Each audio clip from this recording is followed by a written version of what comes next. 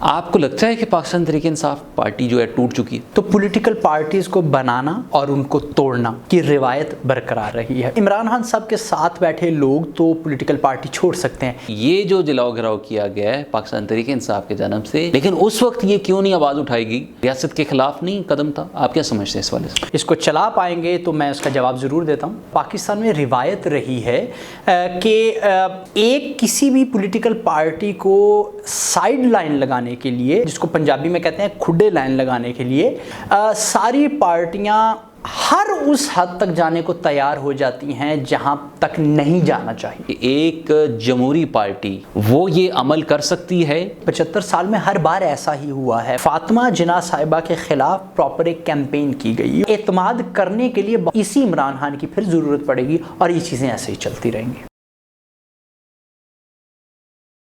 السلام علیکم ناظرین، میں ڈاکٹر ارماڈا ایچ ایم میڈیا کے پوڈ کاسٹ سیریز میں آپ سب کو خوش آمدید۔ آج کے جو ہمارے گیسٹ ہیں کوکب راٹھور، جو کہ مختلف ٹی وی چینلز پہ ایز اے اینکر اور ریڈیو پاکستان میں بھی ایز اے آر جے اور اینکر کام کر رہے ہیں، تو آئیے ویلکم کرتے ہیں۔ السلام علیکم سر۔ وعلیکم السلام، تھینک یو ویری مچ۔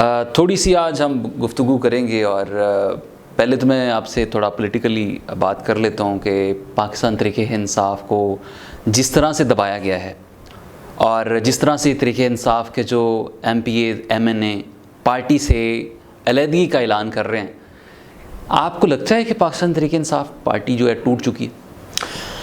بہت شکریہ ماڈا صاحب۔ اچھا ماڈا صاحب، پاکستان کے اندر یہ تاریخ میں رہا ہے، اگر آپ 47 سے 50 کے بعد، یعنی جب اسکندر مرزا آئے اس سے لے کر آپ آج 2023 میں جب ہم بیٹھے ہیں تب تک آپ اس کو دیکھیں تو پولیٹیکل پارٹیز کو بنانا اور ان کو توڑنا کی روایت برقرار رہی ہے۔ میں اگر پاکستان میں موجود جو مارشل لاز ہیں یا جو ایمرجنسیز ہیں ان کے ٹینیور کو ہم مائنس کر دیں، جو غیر جمہوری طاقتوں کی جو مارشل لاز تھے، ان کے علاوہ آپ دیکھیں تو کوئی بھی پاکستان میں موجود پرائم منسٹر اپنا ٹینیور پورا نہیں کر پایا، اور پرائم منسٹر کا ٹینیور پورا نہیں کر پانے کا اکثر یہ مطلب ہوتا ہے کہ ایک پولیٹیکل پارٹی کا مین پرسن زیادہ تر پرائم منسٹر بنتا ہے۔ تو اگر وہ شخص پورا نہیں کر پایا اپنا ٹینیور تو اس کا مطلب ہے توڑ پھوڑ کی جاتی رہی، کبھی ووٹ کی مارجن میں، کبھی M N As M P As, کبھی اہم لوگ پولیٹیکل پارٹیز چھوڑتے رہے۔ لیکن جہاں پر آپ کا سوال ہے کہ پاکستان تحریک انصاف کیا ٹوٹ چکی، تو میں ذاتی طور پر یہ سمجھتا ہوں کہ آپ ماضی کے جو معاملات دیکھ لیں، جیسا 2008 میں پاکستان پیپلز پارٹی کو جب آئی اور اس کے بعد 10 اور 11 میں اس کو ختم کیا گیا، آگے پھر وہ نون لیگ آئی، نون لیگ کے بعد تقریباً 17 اور 18، 16 سے لے کر 18 کے درمیان نون لیگ کو جس طرح ٹوٹ پھوٹ کا شکار رہی، پھر پاکستان تحریک انصاف آئی، اس طرح جیسا پاکستان تحریک انصاف چل رہی ہے صورتحال۔ اس میں عمران خان صاحب کے ساتھ بیٹھے لوگ تو پولیٹیکل پارٹی چھوڑ سکتے ہیں، لیکن یہاں ایک بڑا سوال یہ پیدا ہوتا ہے کیا ان کا ووٹ ٹوٹے گا، ان کا ووٹ بینک جو ہے وہ خراب ہوگا؟ تو میرا نہیں خیال کہ عمران خان کو اس وقت الیکٹیبلز کی ضرورت تھی جس کی وجہ سے وہ ٹاپ پر تھے۔ ہاں، یہ کہہ سکتا ہوں کہ شاید 2/3 کے لیے عمران خان کو الیکٹیبلز کی ضرورت تھی، لیکن میں نہیں سمجھتا کہ شاید عمران خان جس کامیابی پر اس وقت موجود ہیں، جس پلیٹ فارم پر، وہاں ان کے ووٹر کو فرق نہیں پڑے گا۔ تو اگر میں آپ کو ایک چھوٹی سی مثال دیتا چلوں، تاریخ کے اندر ذوالفقار علی بھٹو نے جس وقت مصطفیٰ کھر، جو کہ آپ اگر ڈی جی خان کا ایریا کا ایک بہت بڑا نام ہے مصطفیٰ کھر، اور مصطفیٰ کھر کے خلاف ذوالفقار علی بھٹو نے شیر محمد بھٹی، جو کہ اس وقت جن کے بارے میں مختلف جگہ پر روایات میں کہا بھی جاتا ہے، مبینہ طور پہ کہا جاتا ہے کہ وہ بیسکلی ہیئر سیلون کے مالک تھے، اگر میں اس کو اردو میں کہوں تو نائی تھے، ان کو ووٹ ٹکٹ دیا تھا الیکشن کا، تو وہ مصطفیٰ کھر کے مقابلے میں جیت گئے تھے۔ تو کئی مرتبہ اس طرح تھا کہ پولیٹیکل پارٹیز اتنی مضبوط ہو جاتی ہیں کہ وہ کینڈیڈیٹ سے مبرہ ہو جاتی ہیں اور ووٹر ان کے ساتھ ہوتا ہے، چاہے وہ ایک سمپل بات ہے، اگر وہ کسی جگہ پر کسی کھمبے کو بھی ٹکٹ دے دیں گے عمران خان تو شاید وہ جیت جائے گا۔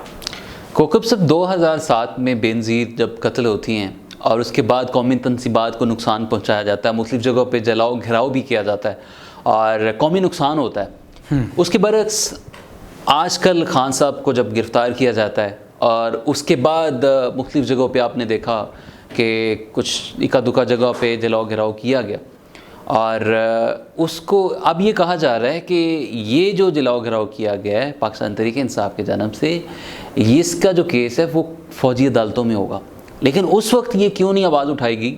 کیونکہ اس وقت یہ جو ریاست کے خلاف نہیں قدم تھا. آپ کیا سمجھتے ہیں اس والے سے؟ اچھا ماڈل صاحب، پہلے آپ مجھے بتائیں، میں جو جواب دوں گا کیا وہ آپ ایز اٹ از چلائیں گے یا کٹ لگائیں گے؟ اگر آپ کٹ لگائیں گے تو پھر میرا جواب دینا میرے خیال میں فضول ہوگا، لیکن اگر آپ اس کو چلا پائیں گے تو میں اس کا جواب ضرور دیتا ہوں. آپ کریں.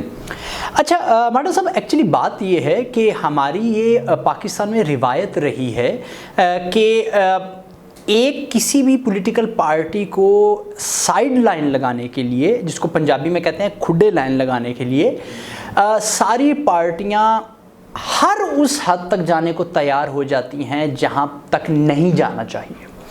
یعنی کہ اگر آپ ماضی میں جس طرح آپ کہہ رہے ہیں کہ 27 دسمبر کو بے نظیر بھٹو کے جو قتل کا معاملہ تھا، اس وقت مجھے ابھی تک یاد ہے 2007 میں اس وقت راولپنڈی میں موجود تھا اور پاکستان پیپلز پارٹی کے کارکنان نے سڑکوں کو چوک کیا، بینر جلائے. چند دن بعد کیونکہ الیکشن تھا تو مسلم لیگ کاف اس وقت بہت زیادہ آگے تھی، تو وہ ختم ہی ہو گئی کیونکہ اس وقت مشرف رہا تھا اور سارے یہ سمجھ رہے تھے کہ بے نظیر کے قتل میں مشرف اہم کریکٹر ہیں. اب اس معاملے کو اس لیے اگنور کر دیا گیا یا فرق اس لیے روا رکھا گیا، اس کے بعد پیپلز پارٹی کی گورنمنٹ بھی آ گئی، بلکہ وہ ووٹ کیش ہوا پاکستان پیپلز پارٹی کو. یعنی کہ بے نظیر بھٹو کے قتل کا سیاسی فائدہ مجھے کہنے دیجئے کہ وہ پاکستان پیپلز پارٹی کو ہوا. ابھی اس وقت صورتحال یہ ہے کہ جب عمران خان کی لڑائی، عمران خان کی جنگ ایسے سسٹم کے خلاف ہے، ایسی مافیا کے خلاف ہے، ایسے لوگوں کے خلاف ہے جو اس وقت تک عمران خان یعنی کہ تحریک انصاف اور جو ہماری اسٹیبلشمنٹ ہے، ہماری آرمی ہے، اس کے بیچ میں بھی مخالفت پیدا کرنے کے لیے غلط فہمیاں پیدا کرنے کی کوشش کر رہے ہیں اور کسی بھی حد تک جانے کو تیار ہیں. تو جو پولیٹیکل پارٹیز اس وقت کسی بھی غیر جمہوری طریقے سے یہ کوشش کر رہے ہیں یا ایسے اداروں کو شامل کر کے کوئی غلط پلان کرنے کی کوشش کر رہے ہیں تو یقیناً وہ غلط ہے. دوسری بات، جو تنصیبات پر، آرمی تنصیبات پر حملہ ہے، میں خود ذاتی طور پر بھی اس کی مذمت کرتا ہوں. اس کی ریزن یہ ہے کہ ہماری بیس جو ہے، اگر کوئی بھی احتجاج ہے تو اس روڈ کے اوپر کھڑا ایک گملے کو بھی نقصان نہیں ہونا چاہیے. یہ میرا واضح موقف ہے. اور رہ گئے ملٹری کورٹس میں کسی معاملے کو چلنے کے حوالے سے، تو قانون یہ بات کی اجازت دیتا ہے. اول تو یہی جو پولیٹیکل پارٹیز یہ جو اس وقت انتشار مزید چاہ رہی ہیں، جو پی ڈی ایم کی صورت میں ہیں یا جو دوسری ساتھ پیپل پارٹی، اے این پی، جماعت اسلامی وغیرہ، یہ سارے اس کے وقت جو ایک پراپر ایک نظریے کو، ایک پلان کو سپورٹ کیے ہوئے ہیں. میں یہ نہیں کہہ رہا کہ Jamaat Islami P D M کا حصہ ہے، لیکن چیزوں کو سپورٹ کیے ہوئے ہیں. اس کے اندر یہ بات یاد رکھیے گا، یہ بھی لانگ ٹرم چیزیں نہیں چلا پائیں گے. یہ ملٹری کوڈز کے خلاف خود ہی ووٹ دے جائیں گے آگے جا کے، اور یہ چیزیں اس طرح کیری نہیں ہو پائیں گی. بہرحال اگر کسی اسپیسیفک پولیٹیکل پارٹی یا اسپیسیفک پرسنالٹی کو بالکل دبانے کے لیے کیا جا رہا ہے تو یقیناً غلط ہو سکتا ہے. یہ معاشی بحران اور اس پولیٹیکل کیوس سے نکلنے کا واحد حل کیا سمجھتے ہیں اس وقت؟ اچھا، بہت خوبصورت سوال آپ نے پوچھا ہے. دیکھیں، اگر پولیٹیکل کیوس سے آپ کو نکلا، پولیٹیکل کیوس اکنامک جو کریش ہے وہ کب پیدا ہوتا ہے؟ ماڈا صاحب، وہ پیدا ہوتا ہے بد اعتمادی پر. جب بد اعتمادی ہو آپ کے انویسٹر کے اندر تو اکنامک کریش کر جاتی ہے. جب اکانومی کریش کر جاتی ہے آپ کے ملک کا سسٹم ختم ہو جاتا ہے. اب وہ انویسٹر کب انویسٹ کرے گا؟ جب اس کو یہ یقین ہوگا کہ میرا لگایا ہوا پیسہ تباہ نہیں ہوگا. آپ نے چند دن پہلے دیکھا ہوگا کہ بڑی ایک نارمل سی، میں آپ کو ایگزامپل دے رہا ہوں، عمران خان کو سپریم کورٹ سے چند دن پہلے جو بیل گرانٹ ہوئی تو اس کے بعد اچانک آپ کے سٹاک بھی بہتری اور ڈالر کا ریٹ 5 روپے نیچے گرا. اب یہ چیزیں کیا ہیں؟ یہ دیکھنے میں آپ کو آسان لگ رہی تھی، لیکن جو کاروباری بیٹھا ہوتا ہے وہ اس کو دوسرے اینگل سے دیکھ رہا تھا. وہ دیکھ رہا تھا کہ یار شاید اب چیزیں ہر بدلتے دن کے ساتھ بہتر ہوتے جا رہی ہیں. تو میرے خیال میں الیکشن موسٹ پروبیبلی بہت بڑا چانس ہے کہ جو بھی جمہوری پارٹی آئے، میں سمجھتا ہوں کہ ہر ایک کو ووٹ کا حق ہے، وہ جس مرضی پولیٹیکل پارٹی کو دے. لیکن جب ایک پولیٹیکل پارٹی جب آ جائے گی، جب اس کے ہاتھ میں ساری کمان ہوگی، ابھی تو وزیر خارجہ کوئی اور ہے، وزیر داخلہ کوئی اور ہے، وزیر خزانہ کسی پارٹی کا ہے، وزیر اطلاعات و نشریات کوئی بات کر رہا ہے، ابھی سمجھ نہیں آ رہا ہے، ابھی کیوس ہے ایک. تو جب ایک پولیٹیکل پارٹی یا ایک آئیڈیا جیسے کہ اس کے پاس گورنمنٹ آ جائے گی تو ہی انویسٹر انویسٹ کر پائے گا. اگلے 5 سال میں پاکستان کا مستقبل کیا دیکھ رہے ہیں؟ کیا اسٹیبلٹی کی طرف جا رہا ہے یا یہی حالات رہیں گے؟ اچھا ماڈا صاحب، آئی ایم آپٹمسٹ اور ریئلسٹک میں بات کرنا چاہوں گا، اور وہ یہ ہے کہ پاکستان واحد دنیا میں ایسا ملک ہے، اور یہ ہماری بیڈ لک ہے کہ ہم اس کا کوئی بھی روڈ میپ نہیں دیکھ پاتے، ہم اس کو فیوچر اس کا نہیں دیکھ پاتے کہ اس سال کیا ہوگا، اگلے سال کیا ہوگا، اس سے 5 سال بعد کیا ہوگا، اس سے 10 سال بعد کیا ہوگا۔ یہاں پر یہ عالم ہے کہ آج رات اگر آپ کو لگ رہا ہے کہ آپ کی سب سے مضبوط گورنمنٹ ہے تو شاید صبح آپ کی گورنمنٹ گر جائے، اور آج آپ کو لگ رہا ہے کہ آپ کے خلاف سارے ہو چکے ہیں، آپ کی گورنمنٹ گرنے والی ہے، تو صبح شاید آپ سب سے مضبوط ہوں۔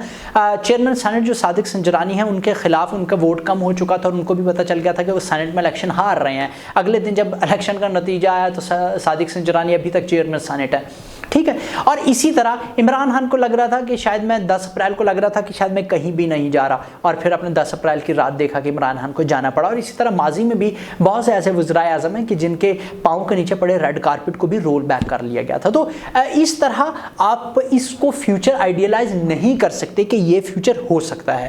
ہاں، آپ کیا چیز کر سکتے ہیں وہ یہ ہے کہ آپ ایک سوچ رہے ہیں کہ اگر آپ کا الیکشن ہو جاتا ہے، جو کہ مجھے ہوتا ہوا بھی نہیں لگ رہا، اگر آپ ایک پراپر گورنمنٹ آ جاتی ہے، اگر پراپر سسٹم چل پڑتا ہے، تو شاید اگلے 5 سال میں آپ کہیں بہتر کنڈیشن میں ہوں گے۔ سر آخری سوال میں آپ سے کروں گا، آپ انالیسس کرتے ہیں اپنے ضلع کہوٹہ کے بارے میں، تو کیا آپ کوئی اپنے حلقے میں کوئی الیکشن وغیرہ بھی لڑنے جا رہے ہیں؟ مجھے تھوڑا سا یہ تھا۔ اچھا، ایک تو مجھے میرا ضلع حویلی کہوٹہ سے بہت محبت ہے، مجھے وہاں پر موجود ہر برادری سے، ہر شخص سے بہت زیادہ محبت ہے۔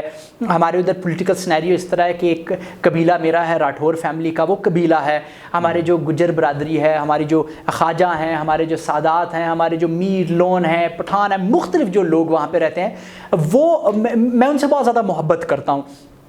الیکشن کا تو میں کبھی سوچ ہی نہیں سکتا، مجھے تو وہاں پہ شاید کوئی 2-4 ووٹ بھی نہیں مل سکیں گے، تو گھر والے تو ووٹ دیں گے؟ نہیں، وہ بھی مجھے گھر والے نہیں دیں گے، کیونکہ میرا آلریڈی میرا فیملی ممبر، میرا کزن، میرا ریلیٹیو منسٹر ہیں اس وقت اس گورنمنٹ میں، پاکستان پیپلز پارٹی کی طرف سے، فیصل ممتاز راٹھور، ان کے والد صاحب واز دا پرائم منسٹر، اور میرے اگر گنے چنے پسندیدہ سیاستدان میں سے ممتاز حسین راٹھور صاحب ایک ہیں، اور اس کے بعد چودھری عزیز صاحب ہیں جو ہمارے بڑی شان ہیں، ہمارے حویلی کہوٹہ کی سینئر منسٹر ہے نون لیگ کی طرف سے۔ اس کے بعد خواجہ طارق سعید صاحب ہیں ممبر کشمیر کونسل، شجاع خورشید راٹھور صاحب ہیں ممبر کشمیر کونسل، اس کے علاوہ علی رضا بخاری صاحب رہے خصوصی نشست پہ، عامر نذیر صاحب ہیں، مختلف لوگ جو الیکشن لڑتے ہیں وہ میرے لیے بہت اہمیت کے حامل لوگ ہیں۔ اب میں کیا چاہتا ہوں، صرف اتنی کوشش ہوتی ہے، میں اپنے علاقے میں اگر کوئی بھی سوشل ایول ہو رہا ہے اس پہ میں بات صرف اس لیے کرتا ہوں تاکہ لوگ جاگ کے بات کریں۔ میرے علاقے میں تقریباً 1.5 لاکھ کے قریب آبادی ہے، سوشل میڈیا یوزر ہے، استعمال کرتے ہیں، لیکن اپنے حق کی بات نہیں کر پاتے۔ سوشل میڈیا پہ یہ تک نہیں ڈال سکتے کہ جی ایسکام کی سم نہیں چل رہی، اس کا کیا کریں، انٹرنیٹ کا کیا کریں۔ میں صرف اس لیے آواز اٹھاتا ہوں کہ اپنے حق کے لیے آواز اٹھائیں۔ اگر کوئی بھی انتظامیہ میں کمی دیکھتا ہوں تو میں آواز اٹھاتا ہوں، میری کوشش ہوتی ہے یار یہ نوجوان جو ہیں یہ اپنے لیے آواز اٹھائیں۔ آپ کے مسائل تب حل ہوں گے جب آپ اپنے لیے آواز اٹھائیں گے۔ آپ کی انتظامیہ ذمہ دار ہے کہ وہ آپ کے معاملات حل کرے۔ اگر آپ کا انٹرنیٹ نہیں آ رہا، اگر آپ کا کوئی پرابلم ہے، لا قانونیت ہے، کرپشن ہے، اقربا پروری ہے، تو آپ آواز اٹھائیں گے تو وہ ختم ہوگی۔ میری صرف یہ کوشش رہتی ہے، باقی کسی قسم کا بھی الیکشن کا کوئی صورتحال نہیں، بلکہ میں نے جب ٹورزم کے حوالے سے کام کر رہا تھا، ولاگنگ کرتا تھا میں، تو وہ ٹورزم اب جا کر الحمدللہ 10 اور 11 جون کو حویلی ٹورزم فیسٹیول ہونے جا رہا ہے، اور آزاد کشمیر کا بہت بڑا انشاءاللہ یہ فیسٹیول ہوگا۔